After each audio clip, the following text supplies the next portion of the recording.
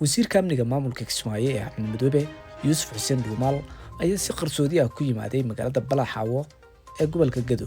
Safar dhulka ah ayuu dhanka Kenya kaga soo galay magaalada Balaxaawo sabab la xiriira in kontaroolka hawada Soomaaliya ay shaki gelisay maamulka Jubbaland oo ay isku dhacsan yihiin dowladda federaalka Soomaaliya.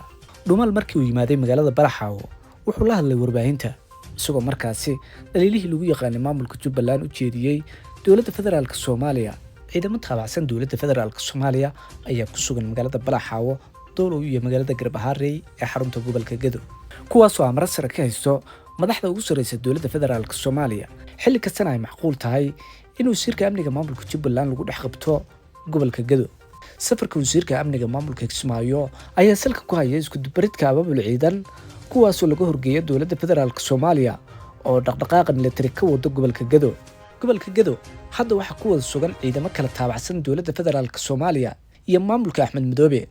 shacabka gobolka Gedo waxay ka midaysan yihiin aragtida ah inay taageersan yihiin dowladda federaalka Soomaaliya isla markaasina ay ka soo horjeedaan maamulka Axmed Madoobe.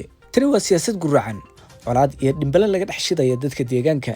colaad ka dhex qarxada gobolka Gedo waxay qiimo guuleed u tahay xukunka maamulka Axmed Madoobe, iyadoo dadka deegaanku ay wala xasuustaan xasuuqii uu gobolka Gedo gaar ahaan magaalada Balaxaawo ka geystay maamulka Axmed Madoobe 2019 xilligaas oo uu la dagaalayay dowladda federaalka Soomaaliya.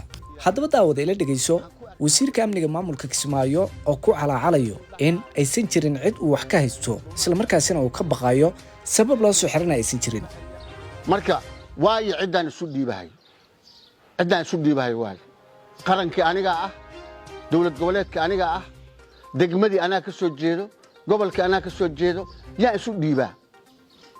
waayo ciidan isu dhiibahay waayo cidii hareereynayso oo dhibaatada iyo systemka iyo maxaan ku dhahdaayay aniga maxaan ku dhahdaayay igu samaynayso